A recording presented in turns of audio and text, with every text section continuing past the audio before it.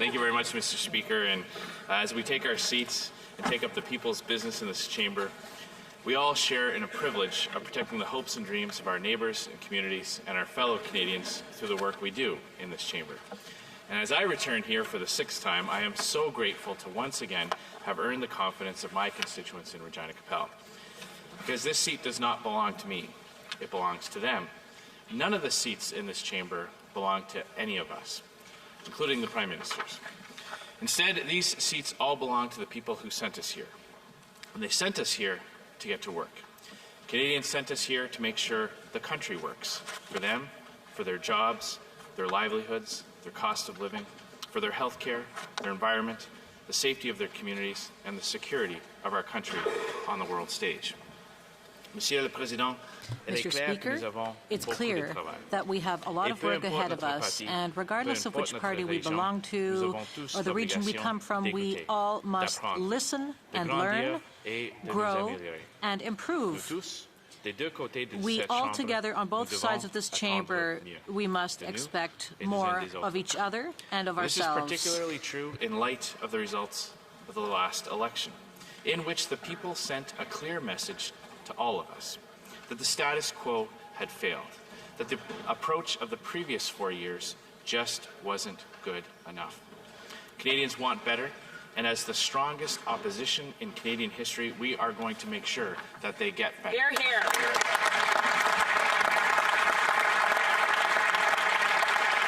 We will spend this Parliament proposing constructive solutions to Canada's most pressing problems. We are prepared to work with Canadians of every political stripe, focused on implementing ideas that actually work.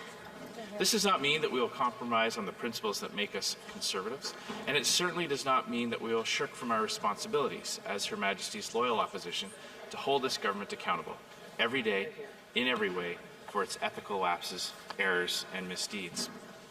Canada's Conservatives are always prepared to look for common ground, Mr. Speaker, but make no mistake, we will do our job. It is just as important to recognize that when Canadians voted in the fall election, when they passed judgment on the previous 4 years, they were rendering a verdict on a 4-year stretch in which the Liberal Party wielded virtually unchecked power. And while the talking heads and pundits have been working overtime to spin the election results as anything else, the facts of this election are clear. The Liberal Party lost votes and seats in every region of the country. They lost the popular vote, and they were reduced to a minority government with the weakest mandate in Canadian history. Canadians sent a clear message to the Prime Minister that, just because as he the Prime said, Minister avoided being fired he needed to think does about not mean he gets to act like he got a promotion. Woo-hoo. Hear, hear.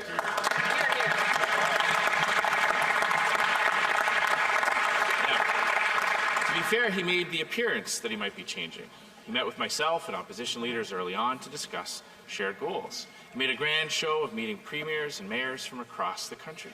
But then yesterday, in the speech from the throne, he revealed that he hasn't learned a thing, that he hasn't changed at all, even though the people of Canada sent a message that they demand better. Better than 4 years of unserious, entitled government.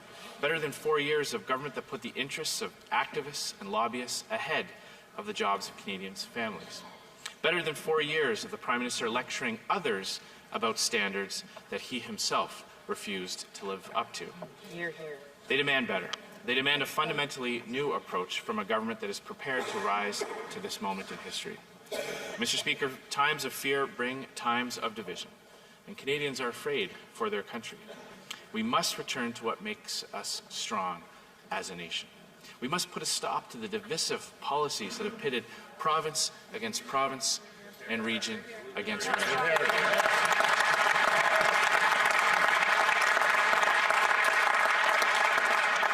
Canada was built on the idea that we are stronger when we work together, when we dream together, when big nation-building projects were seen not just as possible, but necessary. And I believe that we can build that kind of Canada again, and that is what we came to this House prepared to work with.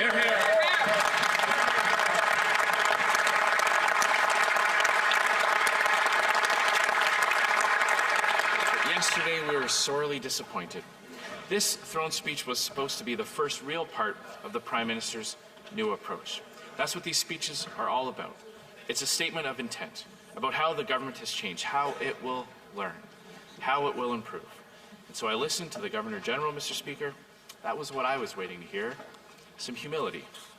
Still waiting. If this Liberal government ends just like the last one, then an opportunity to learn and to grow will have been missed. And the message Canadians sent to the Liberal Party on October 21st will have truly been ignored. One of the most important roles of the official opposition is always be ready as a government in waiting to provide an alternative to the status quo. And this is doubly true in a minority parliament. Monsieur le Président, Mr. Speaker, this is what I want to talk about today, the challenges and opportunities our country faces and the leadership required. And leadership that all Canadians should expect from all parties in this Parliament. First, by supporting Canadian families that are struggling with a rising cost of living.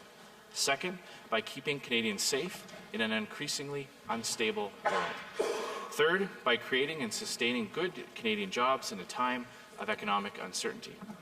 Fourth, by protecting the environment and fighting climate change at home and around the world.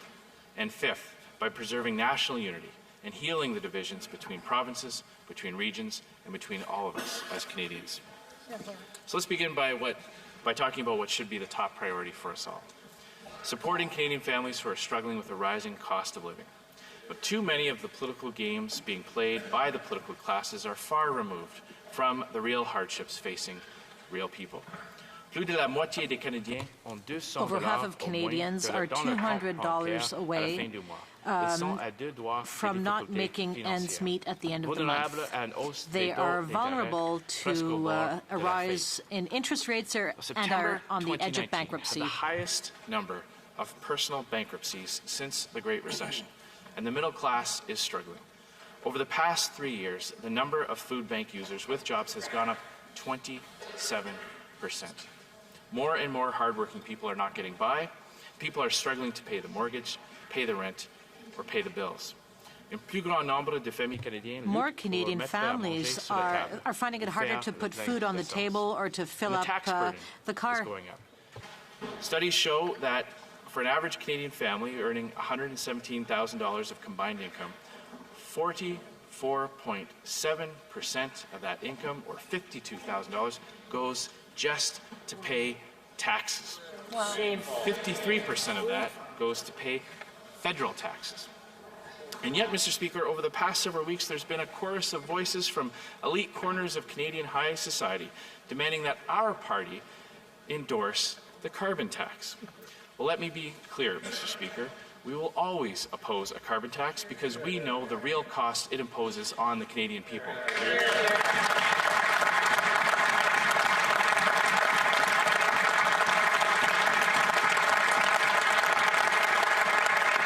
The entire point of the carbon tax is to make essentials more expensive, making it harder to put fuel in the tank.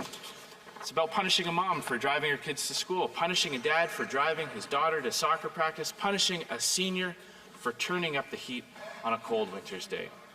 But we're not going to support that, Mr. Speaker, especially when the Liberal carbon tax has granted a massive exemption to the country's largest emitters.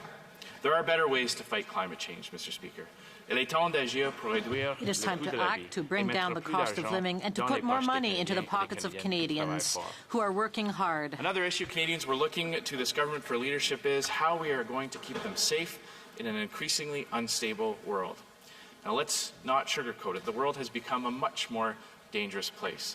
The government of China continues with an expansionist agenda that is threatening Hong Kong's vibrant democracy and indeed the safety and security of the people of Hong Kong themselves. Just as important to Canadians, the same Chinese dictatorship continues to hold 2 innocent Canadians hostage as a retaliation of Canada fulfilling our legal obligation to arrest and extradite Huawei executive Meng Wanzhou. Now, Mr. Speaker, I understand that this is a matter of very serious diplomatic sensitivity for the government, and I have no doubt that behind the scenes there is a lot of work being done to secure the safe return of the 2 Canadians that the Chinese government is holding.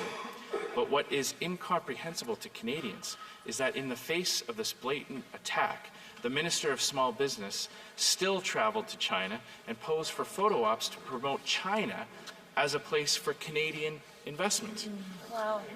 Canadians are asking why this government is still giving $256 million to the Asian Infrastructure Bank so that China can develop infrastructure in other parts of the world. In fact, we found out just recently that this Asian Infrastructure Bank, being funded by Canadian tax dollars at a time when Western Canadian energy companies are struggling to get their product to market, this Asian Infrastructure Bank funded not one, but 2 pipeline projects in other countries, Mr. Speaker.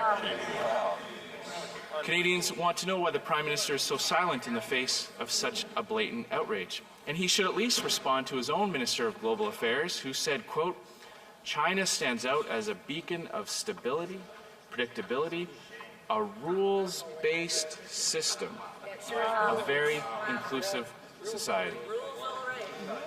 While he is at it, he could also share about how his government intends to check the Russian expansionism that threatens countries like Ukraine and the Baltic states, while funding cyber sabotage around the world that threaten our alliances and democratic institutions. While he's at it, he could explain the calculation his government made in abandoning the state of Israel and Jews around the world when his government curried favor with anti-Semitic factions at the United Nations to earn itself a Security Council seat.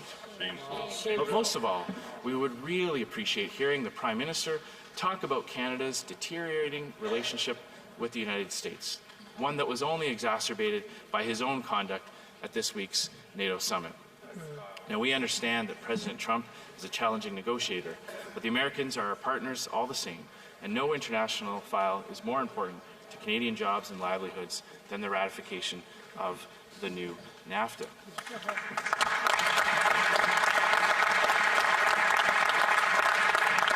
The fact is that 80% of our GDP depends on trade. We must have an effective foreign policy to ensure that our allies and trade partners continue to trust us and to trade with us. And whether we are talking about our steel industries in Ontario, aluminum industries in Quebec, our forestry industry in BC, our agriculture and agri-food industries, including our supply managed sectors, the auto sector, aerospace sector, or the hundreds of thousands of workers who depend on our energy sector, Canada's economy, Canadian workers and Canadian jobs depend on having a government that will stand up for our country no matter what. Hear, hear. Hear, hear.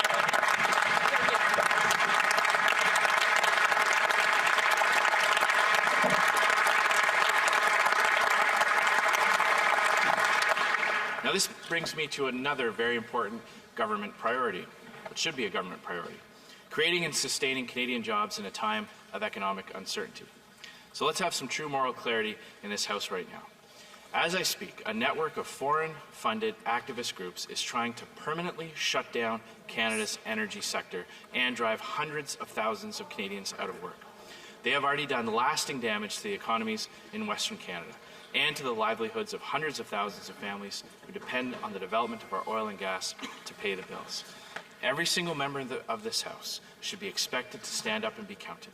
Do you stand with the activists, or do you stand with the workers of Canada?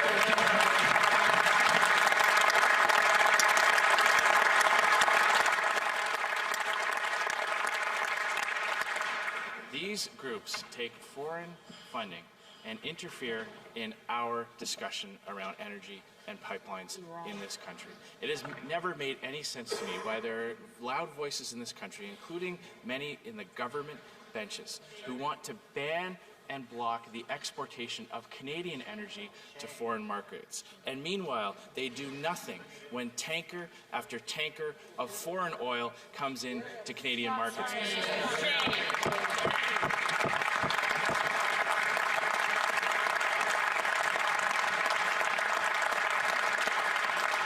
And when Canadians make these decisions for ourselves, we should be doing it by ourselves. And that is why a core Conservative commitment is to ban foreign-funded activist groups from participating in the approvals process for large energy projects.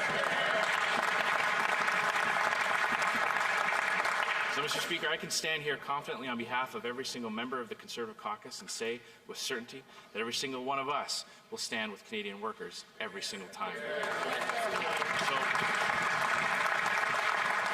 So we're going to fight for pipelines, for lower taxes, and for reduced regulations to make Canada the best place in the world to invest, start a business, and create jobs. This will include repealing Bill C-69 and the tanker ban that has signaled that Canada is closed for business. Nous allons chercher à diversifier nos partenaires commerciaux pour réduire notre dépendance envers les États-Unis. Quand les conservateurs étaient au pouvoir, nous avons négocié des accords de libre-échange et d'investissement avec 53 pays, tout en protégeant nos intérêts commerciaux.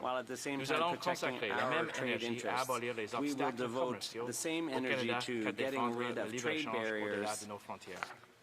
I hear from our provincial counterparts, I hear from businesses. It's time to build a true single market inside of Canada that can compete with trading blocs around the world and other single markets.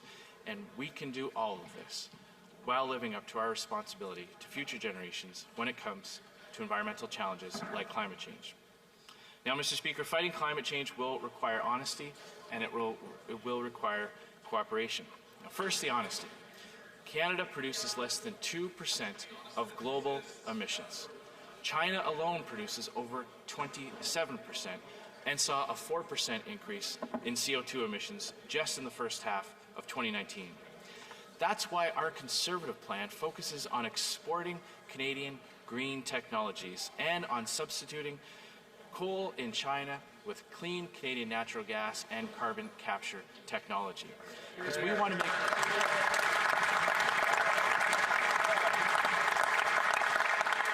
Because we know that Canada can make a real difference by taking the climate change fight global. Imposing a carbon tax on seniors won't do that.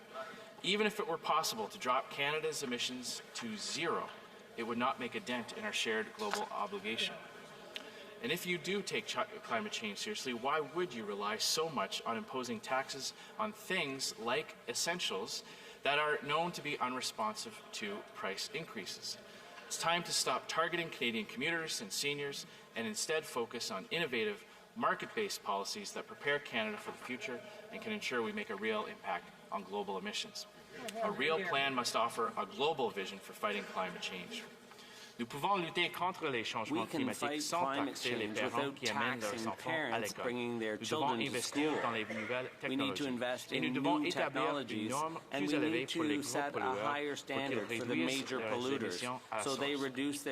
Finally, Mr. Speaker, I want to talk about the gravest danger facing our nation's prosperity and the steps we can and must take to preserve national unity during this time of peril. We are facing a time when our country is being divided between East and West, between English and French, between urban and rural, and even the divisions between generations continue to grow. No Canadian can afford to be oblivious to this threat, least of all members of this House. And Mr. Speaker, as a proud MP from Saskatchewan, I would caution all of our colleagues from across Canada to not underestimate the deep alienation and anger that the people of my province, along with our neighbours in Alberta, currently feel about their deal in Confederation.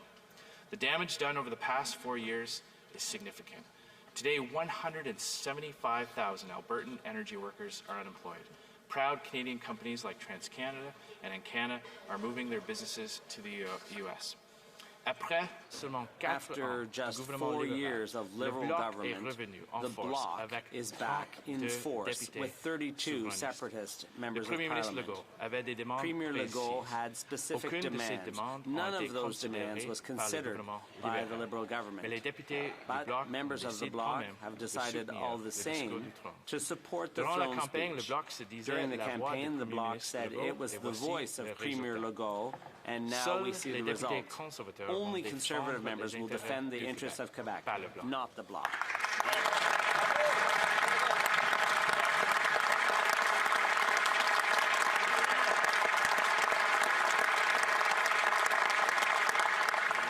The rifts dividing our country are deep, but they can heal. And the first rule of medicine is to do no harm. That is why we must relegate the rigid ideological approach of the first Liberal term from the front pages to the history pages. We must focus on the things that unite Canadians. Mr. Speaker, I still believe that Canada can be a place of big dreams, and that the same spirit that built the Canadian Pacific Railway, the Trans-Canada Highway, and the St. Lawrence Seaway still exists today. And we can still achieve big things together. This country can work for both the West and the East and all provinces in between, but only a Conservative government has the vision to do just that.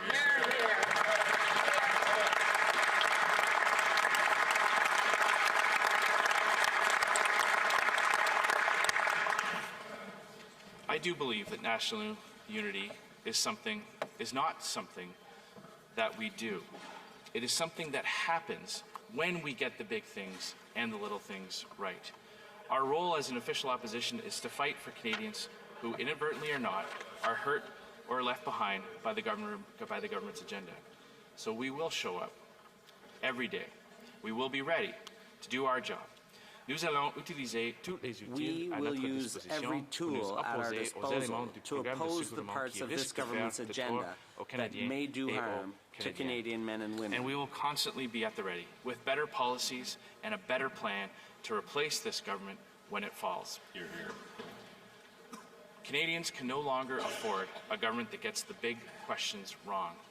We know we have a better program that will help unite Canada, that will create jobs, help Canadians make ends meet, and allow more Canadians from all races, regions, genders, religions, sexual orientations, languages, pursue their dreams and build a better life right here in Canada, right here at home. And so,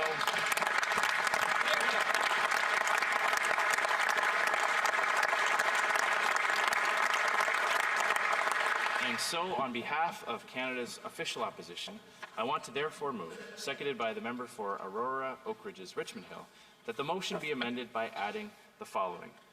And wishes to inform Your Excellency that Canada is threatened by declining productivity and competitiveness, a rising cost of living, and challenges to our society, which requires offering a plan for tax relief for Canadians with a path to a balanced budget, restoring Canada as an attractive place to invest, addressing social challenges that limit the ability of Canadians to achieve their full potential, and developing a real environment plan that strengthens the competitiveness of our economic sectors and tackles global climate change, a weakening position within an increasingly uncertain world, which requires confronting threats such as the regimes in Moscow and Beijing and protecting Canadian sovereignty in the Arctic, developing a principled foreign policy that stands with traditional allies such as NATO, Ukraine, and Israel, and facing the rise of protectionism and strengthening the relationship with our largest trading partners. A national unity crisis which requires respecting provincial jurisdiction and scrapping the carbon tax, stopping the attack on the Western Canadian economy, and restoring confidence in our national institutions, starting by returning ethics and accountability to the federal government. Thank you very much.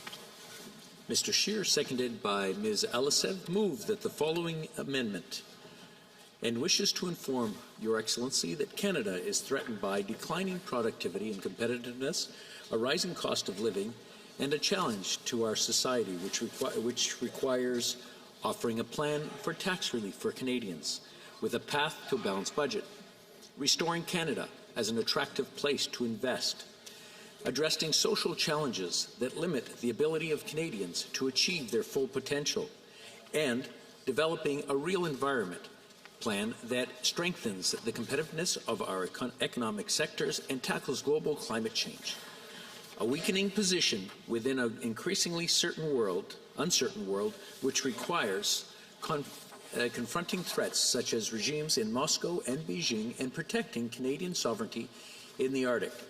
Developing a principled foreign policy that stands with traditional allies such as NATO, Ukraine, and Israel, and facing the rise of protectionism and strengthening the relationship with our largest trading partners, a national unity crisis which requires respecting provincial jurisdiction and scrapping the carbon tax, stopping the attack on Western Canadian economy, and restoring confidence in our national institutions, starting it by returning ethics and accountability to the federal government. The amendment is in order. I'll take the colored one. There we go. Questions and comments. Questions et commentaires. The honourable member for Winnipeg North. Yes, thank you, Mr. Speaker. It should be.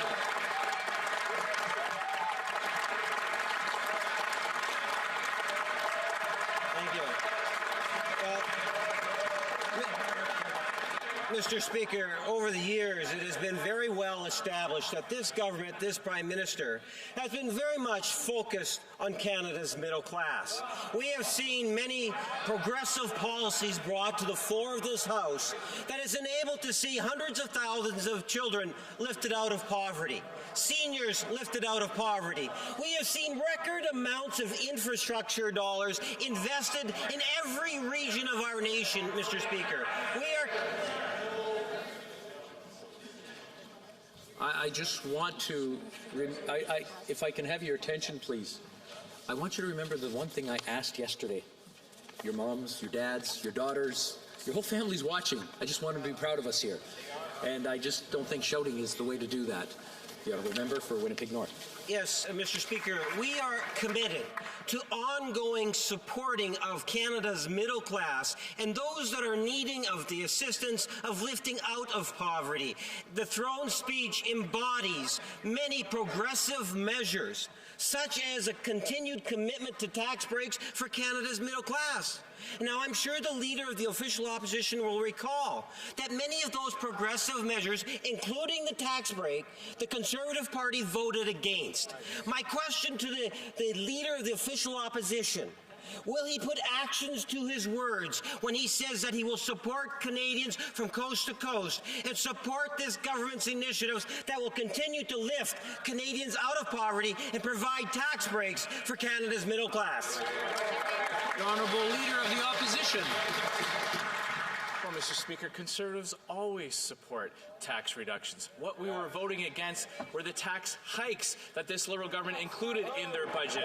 The cancelling of the Children's Fitness Tax Credit, the cancelling of the Public Transit Tax Credit, and we were voting against the tens of billions of dollars of new debt that this government has piled on to the backs of future generations of Canadian taxpayers, Mr. Speaker. He wants to talk about infrastructure dollars. The parliamentary budget officer said that the Liberal plan, quote, did not exist. He wants to talk about jobs, Mr. Speaker. November saw the biggest job decline in Canada in recent years. He wants to talk about the middle class. They are paying more taxes under this government. Almost 45% of their income is going just to pay the taxes. Now, if he wants to see concrete proposals, he will find it in our plan to make life more affordable for Canadians by lowering taxes on all Canadians, by bringing back those popular tax credits that made life more affordable, and by a responsible plan to get back to balanced budgets so that less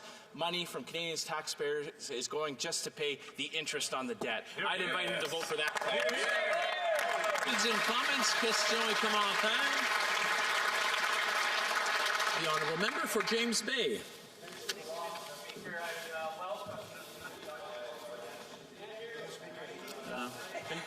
I believe we're having a problem with the... Thank you. Well, I welcome the Leader of the Opposition back as Leader of the Opposition. I listened with great interest to his speech.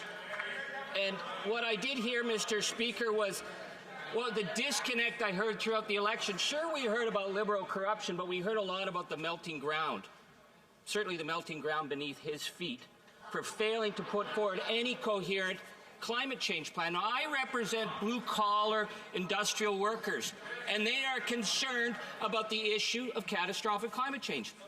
Year in, year out emissions rise. We are expecting a 60% rise in emissions from the oil fields in the next 20 years. And what do we get from the member?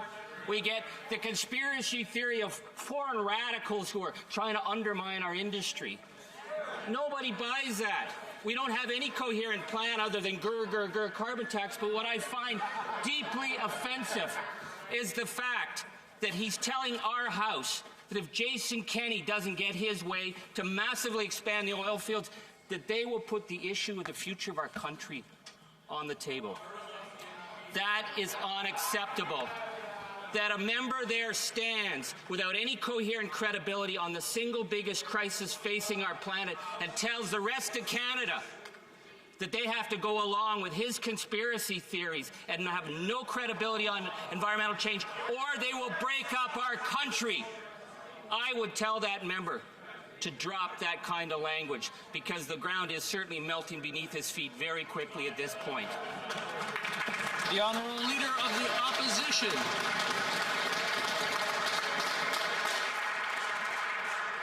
Well, Mr. Speaker, I'd like to congratulate the member on his re-election. I know that he's got a new seat in the House of Commons. He's being returned to this party as a member of the fourth party. So I hope he enjoys the new perspective that he has over there. But, you know, I can understand why the member doesn't believe that there are foreign radical groups trying to destroy jobs in our economy, because in the NDP, they're all domestic. They're all over there. And that is the problem with this party. They do not understand that our plan achieves the dual balance of reducing CO2 emissions by taking the climate change fight global, by recognizing that Canadian industries have taken advantage of things like innovative tax credits for investments in technology to reduce the amount of emissions that they produce. I would invite him to come to Alberta and Saskatchewan and see the types of advancements that are made in extracting our natural resources at a lower rate of emissions. That is the benefit of our plan, Mr. Speaker, and that is why we need to replace this Liberal government and implement these policies so that we can get the hundreds of thousands of people that have lost their job back on their feet. And if this member thinks that it's just idle rhetoric that I'm saying, when I'm talking about the hurt and alienation in Saskatchewan and Alberta, then that is despicable and shameful, and I will take no lessons from him about standing up for this country and standing up for everyone.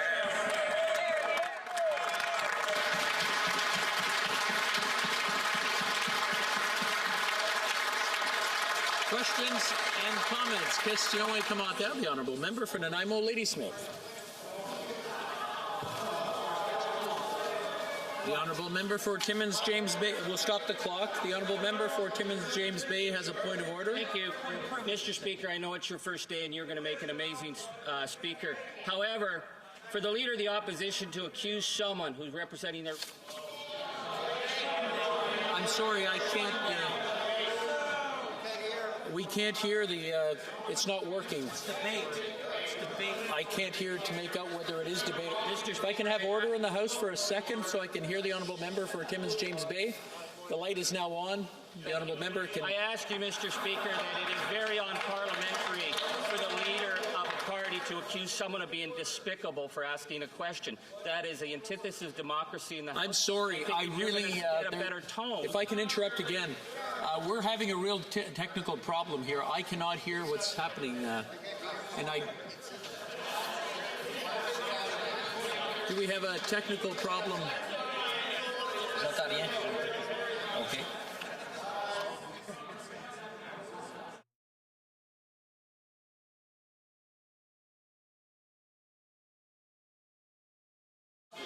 No, not mine. The Honourable Member for there we go. And turn mine off. Thank you, Mr. Speaker. Just as if we are going to establish a tone in this House, and you have a lot of our respect, is that the term to use, call someone despicable for asking a question that is relevant to the issues of the day, I would say is very unparliamentary, and if this is the tone that the member is going to raise, we're going to have a very difficult number of years. So I'm asking you to ask him to withdraw that personal attack. I was listening to both back and forth, And there were words that I could have picked out on both questions. So what I'm asking is that all members keep track and watch what they say to each other.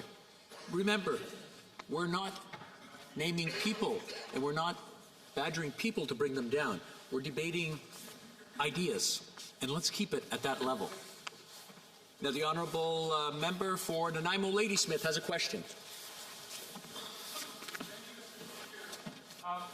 As this is my first opportunity to speak in the House of Commons, I'd like to thank the good people of Nanaimo Ladysmith for electing me not once but twice in the last 6 months.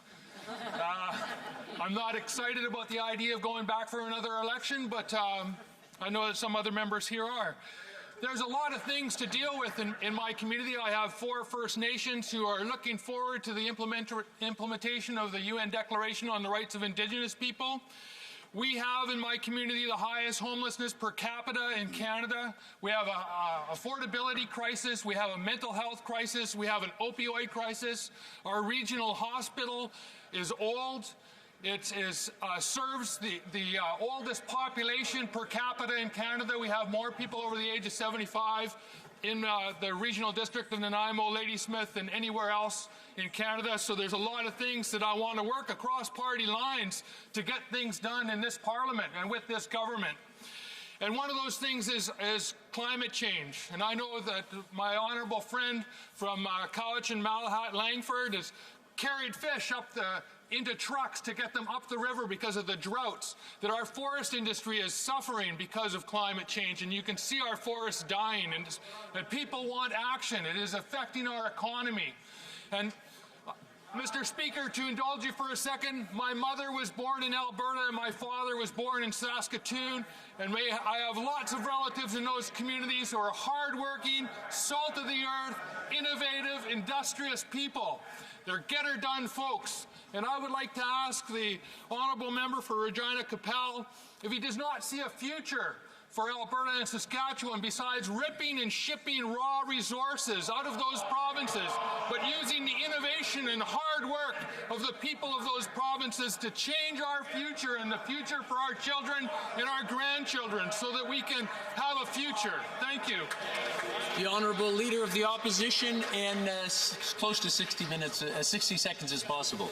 Well, Mr. Speaker, the last part of his question was a very unfortunate attack on 2 provinces in the energy sector that provides jobs for so many thousands of families. And that is the type of rhetoric that we see from groups and individuals who are trying to shut down Canadian development while other countries expand and develop overseas markets for their products. I will agree with him on much of what he said as it relates to the lack of a mention in the throne speech on many important issues.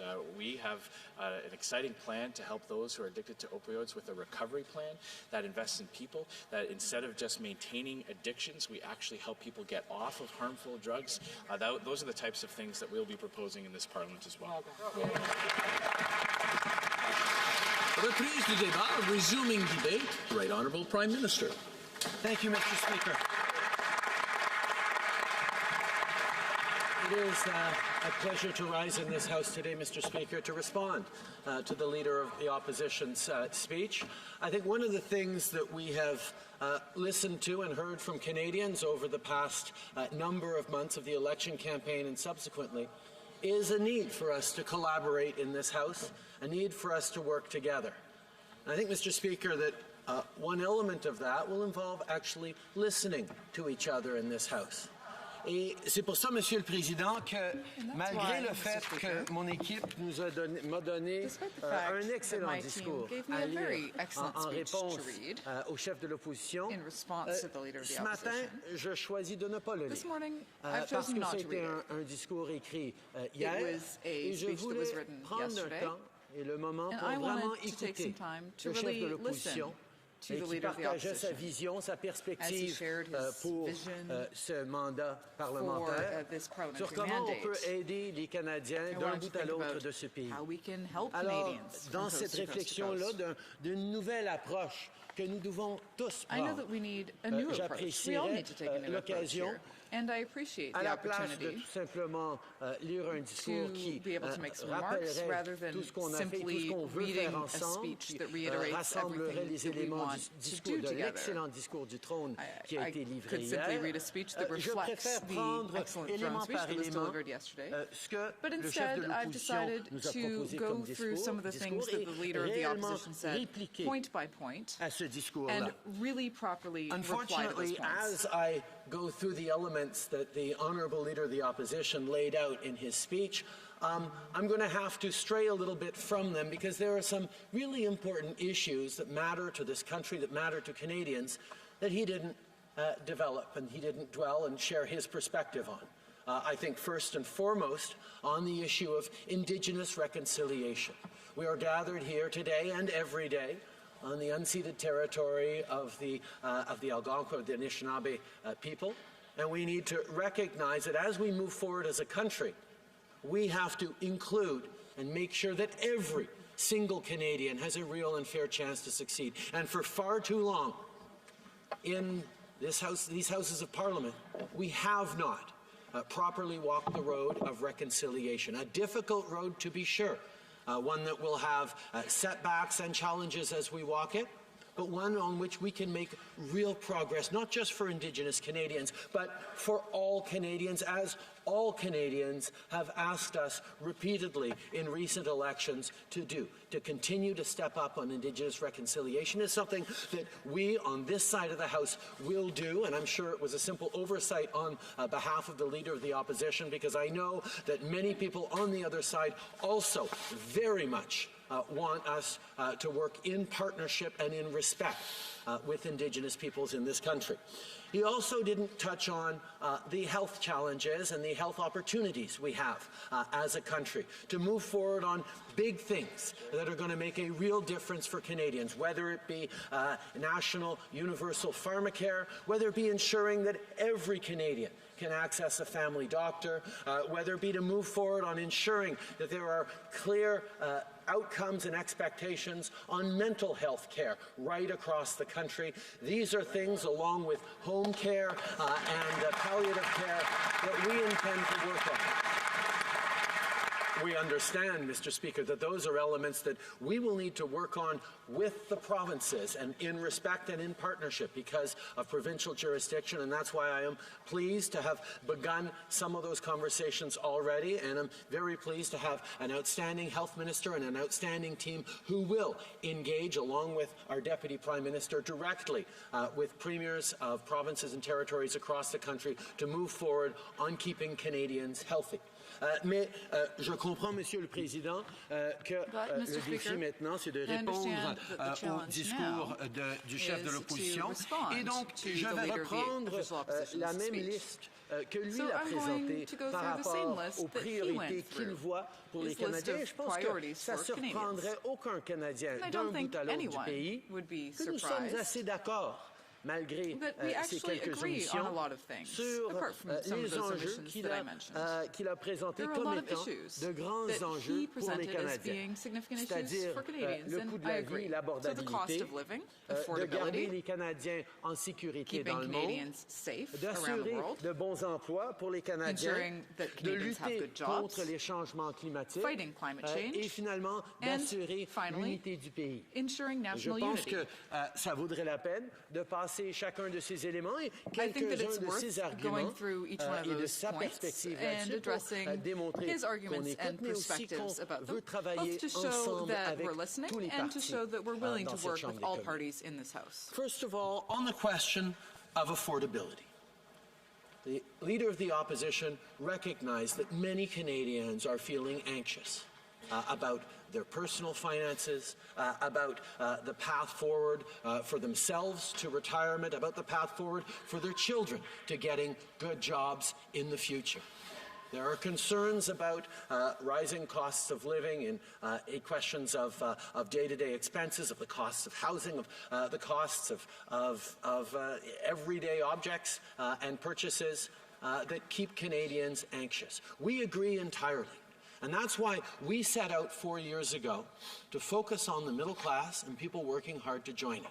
And what we proposed in this speech from the throne and in this mandate as we move forward is to respond to that in concrete and tangible ways. A number of the initiatives we put forward in our first mandate have started to have significant positive effects on Canadians, but we know there is much more to do. The very first thing we did in the last Parliament was put forward tax cut for the middle class by raising taxes on the wealthiest 1%. We knew that lowering taxes for Canadians was something that would make a difference in their lives and demonstrate that we understand the anxiety people are feeling. That's what we move forward with as a very first thing. And we propose in this 43rd Parliament that the very first thing we do right here once again is lower taxes for Canadians. We are planning on putting forward a motion very shortly, a proposal very shortly, to raise the basic minimum exemption that people pay in their taxes to $15,000.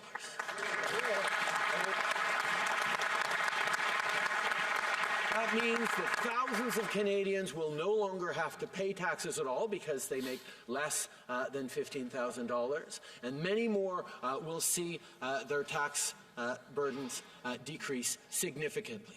It actually, Mr. Speaker, if we're looking for common ground in this House of Parliament, as we are, resembles significantly the proposal put forward by the Leader of the Official Opposition to help at the lowest levels of our tax system. The Leader of the Opposition put forward a proposal that would help Canadians. We only had one small issue with it that I think our proposal actually meets and fixes, and I don't think it's a proposal that the Leader of the Opposition or his team will be preoccupied with. I think they can support it because the change we made is we made sure that as we lower taxes for low-income Canadians and the middle class, we don't actually give any extra advantages to the wealthiest Canadians. And the small hiccup in the proposal that the Leader of the Opposition put forward was that it actually would benefit someone who is making $400,000 a year under his plan than someone making $40,000 a year. So we just ensured that the help we are giving to Canadians by lowering taxes really goes to those who need it most. That will help with affordability, Mr. Speaker. La deuxième grande chose que nous avons fait en tant que gouvernement il y a 4 ans, c'était d'introduire l'allocation canadienne pour enfants. Et la façon qu'on l'a fait, c'est qu'on a arrêté d'envoyer des chèques aux familles millionnaires, comme la mienne et la sienne, et on a commencé à la place à donner plus d'argent à ceux qui en avaient vraiment besoin, des familles à bas revenus et de la classe moyenne. Et cet enjeu-là, cette mesure-là a pu sortir plus de 300 000 enfants de la pauvreté au Canada. Mais nous reconnaissons qu'il y a plus à faire et je ne veux pas passer mon discours à parler de ce qu'on a fait il y a 4 ans. Je préfère parler de ce qu'on va faire maintenant et c'est pour ça que nous proposons. Et encore une fois, je pense que c'est une proposition que les gens dans cette salle peuvent accepter, d'augmenter l'allocation canadienne pour enfants pour les familles ayant des enfants de moins d'1 an, parce qu'on sait que les coûts pour les nouveau-nés sont plus grands même que les coûts pour des enfants de 3 ans ou de 13 ans. Donc, cette mesure-là va réellement aider les familles. Et c'est quelque chose que nous savons va aider à rassurer les gens par rapport à leur avenir, l'avenir de leurs enfants. Ils vont diminuer ce niveau d'anxiété que nous reconnaissons que bien des Canadiens ont. Nous reconnaissons aussi que le logement we also est une recognize that préoccupation pour housing énormément is de a huge Canadiens. C'est concern pour for ça, many au cours des dernières Canadians. années, nous That's avons why, over the last few amené years, une stratégie nationale sur le logement qui developed a aide avec national housing strategy l'abordabilité, that would qui help with aide à affordability, sécuriser that would les help logements pour les ensure Canadiens, mais nous secure reconnaissons housing for évidemment Canadians. qu'il nous reste encore beaucoup plus Although, à of faire. course, we We recognize have that there's a lot more worked to with do. municipalities and provinces to respond to the very real needs for housing. We recognize that there is more to do, and that's why we're continuing to invest in infrastructure and why we look forward to bringing in the Canada Housing Benefit, which will be a portable benefit based on the family, going to the family rather than going to a specific apartment or location, which will give them a broader range of choices to be able to afford the housing that they need in order to build the future for themselves and their families they need.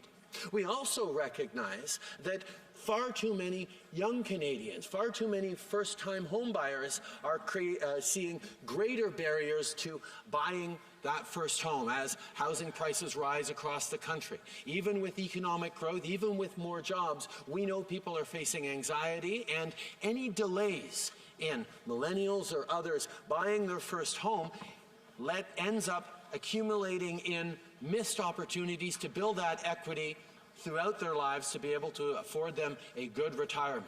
That's why we put in place the First-Time Homebuyers Initiative a number of years ago, which provides money to first-time homebuyers that will lower their mortgage costs and make buying their first home more affordable. However, that's something we did already. What we're proposing to do as a next step around housing affordability is to make sure that people in high-cost markets like Vancouver and the Lower Mainland, like Victoria, or like the GTA, have a larger benefit that means more people can buy their first home, even in places where the costs of housing and homes are significantly higher than other places. Our focus on affordability, our focus on supporting the middle class and people working hard to join it goes through everything we did.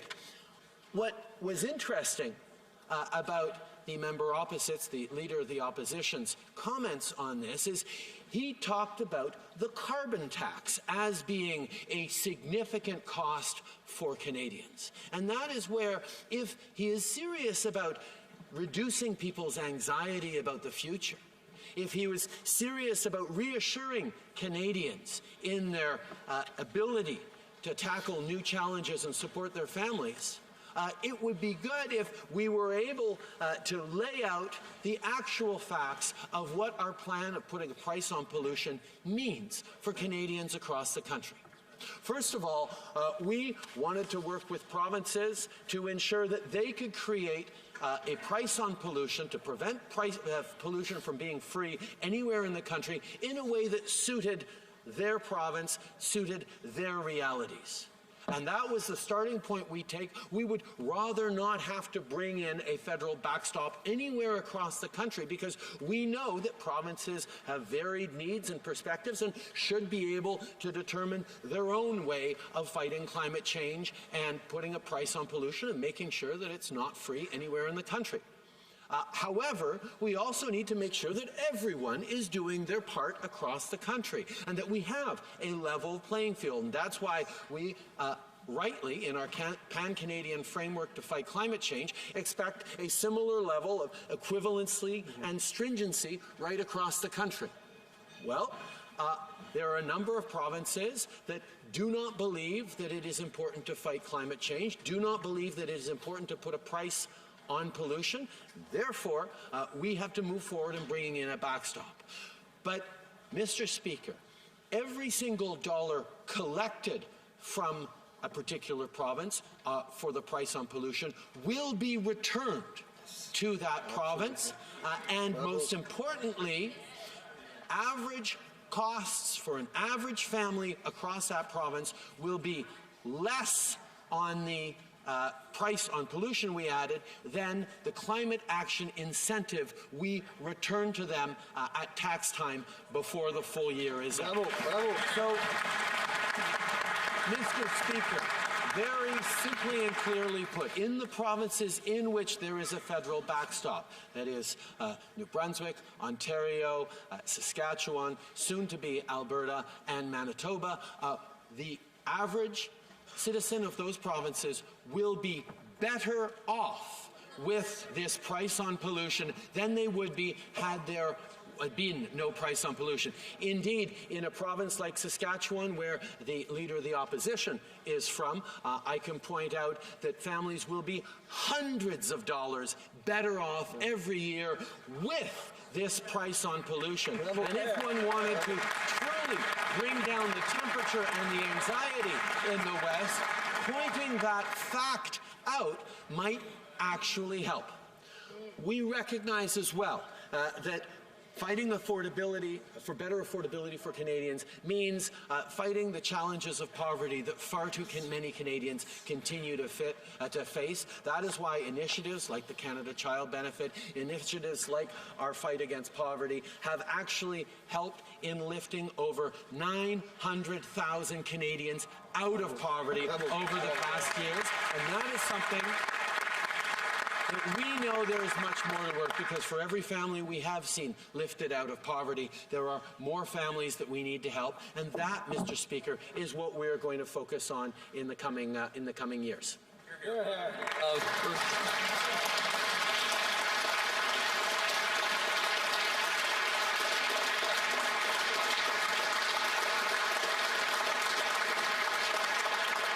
I was just going to suggest a break. I'm not sure, so that we can go to question period. I'm not sure if the Right Honourable Prime Minister is going to continue his speech afterwards. I just wanted to clarify. Yes. Yes. Mr. Speaker, I have still 4 points to make based on what the that's what I figured. I just wanted to clarify that after question period to respond to the Leader of the Opposition. Thank you. That was for my clarification.